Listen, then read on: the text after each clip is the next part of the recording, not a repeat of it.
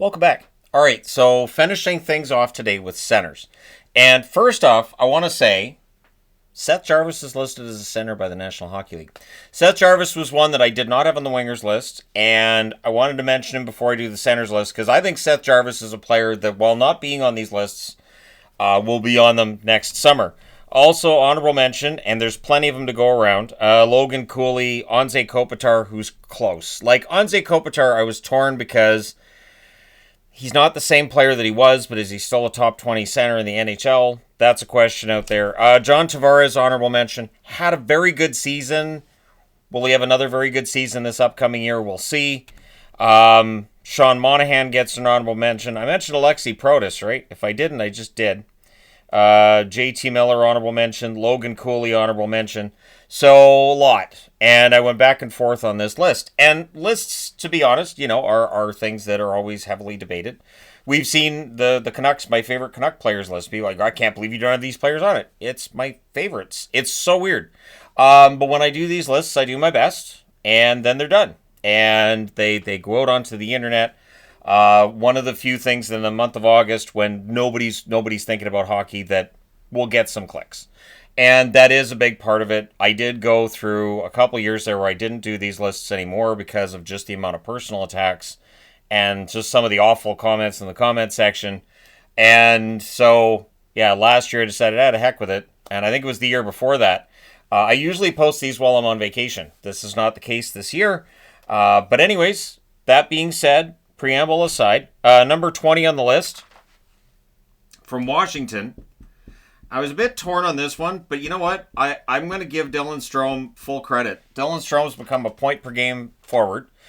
Yes, he does play with Ovechkin. That is playing a role, but it's not like we penalized Nick Backstrom a whole lot during his career when he was passing the puck to Ovechkin. So it seems silly that when Ovechkin's pushing 40, is you're going to punish the center that's passing him the puck. So Dylan Strome, for me, goes on the board at number 19. Starting off this likely to be contentious list. Number 19. So moving on from there. And I felt like it would have been wrong not to have Macklin Celebrini on the list. And Macklin Celebrini is only going to move up this list. San Jose was an awful team. Macklin Celebrini had a really good year. And while I think San Jose's done a better job with Celebrini of giving him teammates and line mates that are going to work with him and help him out than Chicago maybe has with Bedard through his first 2 years, Celebrini's rookie season was great. In fact, I would put it ahead of the first season that Bedard had in Chicago.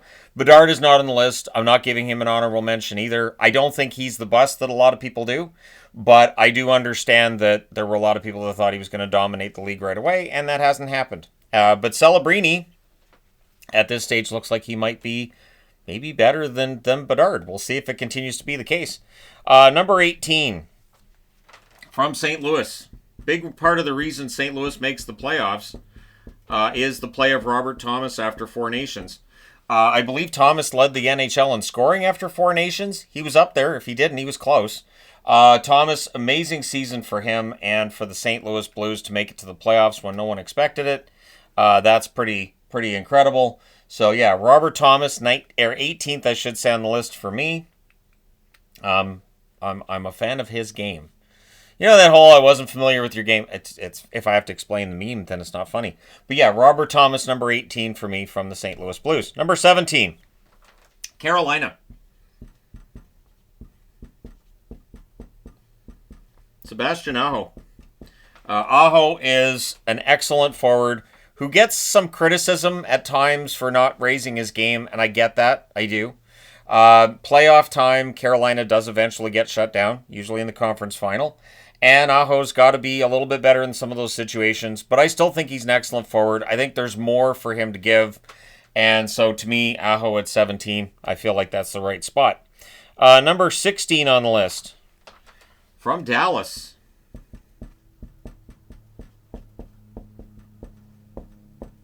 I'm going to say straight out, the air show starts today in Abbotsford, so you're probably going to hear some planes. Wyatt Johnston is number 16. He, of course, being from Dallas, or at the very least plays in Dallas, not necessarily from Dallas. Johnston's been a steal for Dallas thus far.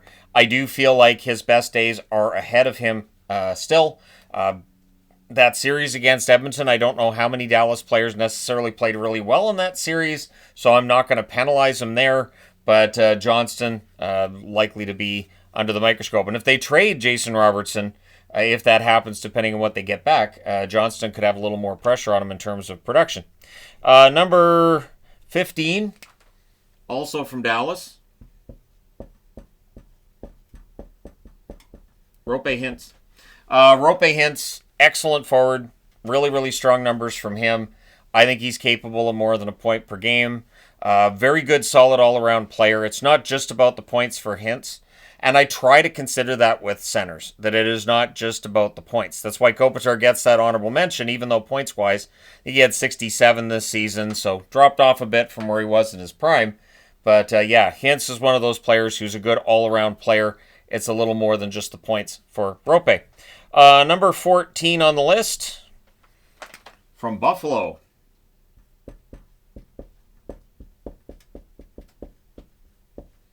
Tage Thompson. Thompson, I still think, is going to get to a 50-goal season. I think it's just a matter of time before we see a 50-goal season for Tage Thompson. I think that he is the most talented forward the Buffalo Sabres have.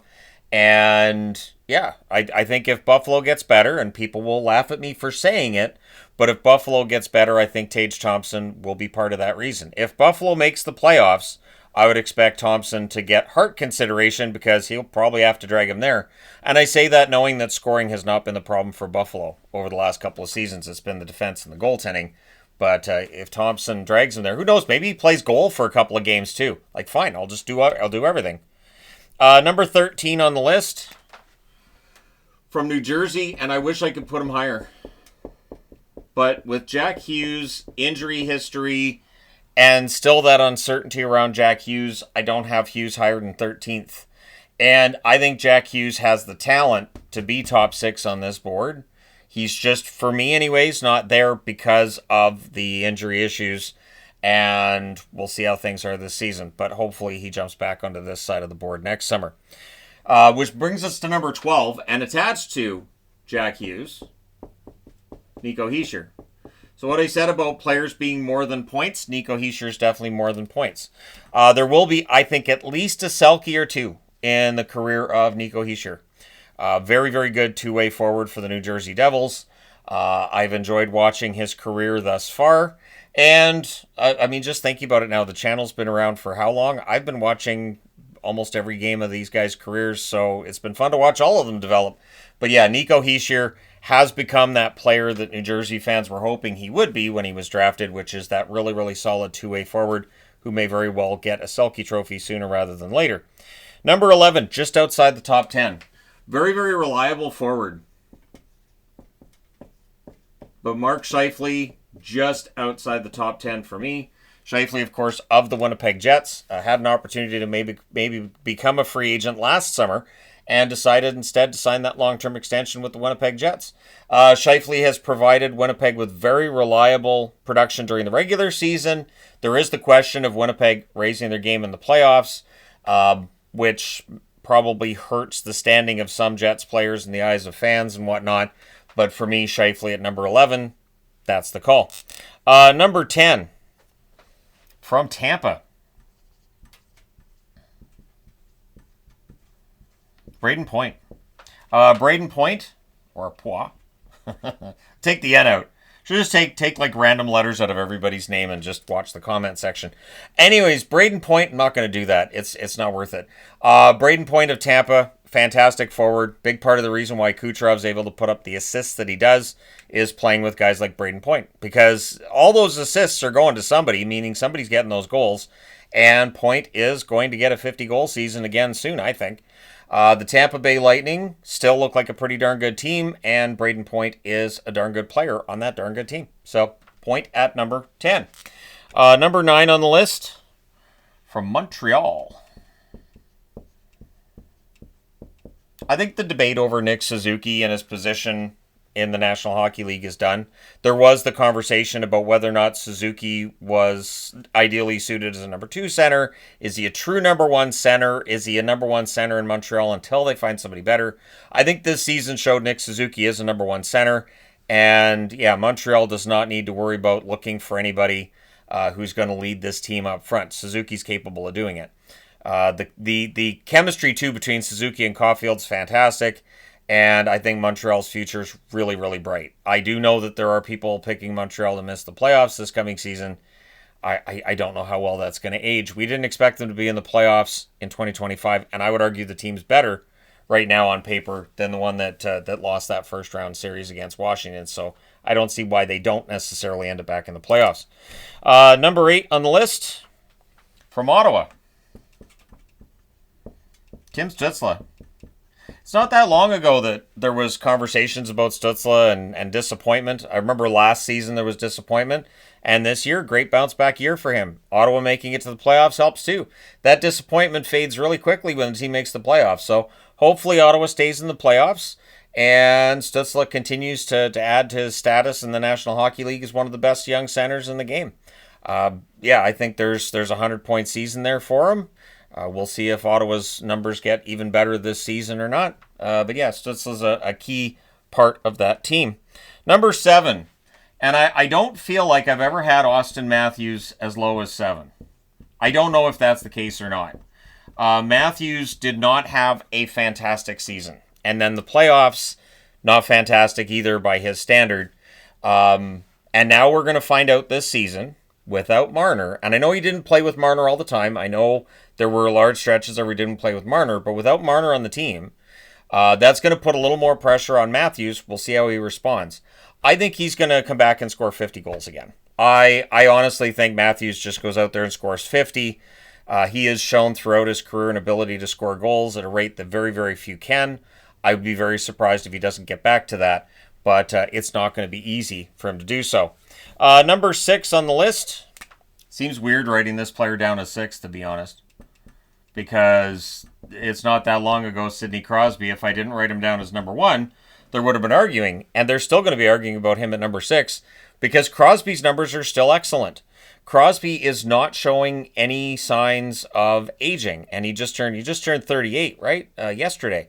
So Crosby at 38 to be this high on the list, I think is nothing short of remarkable.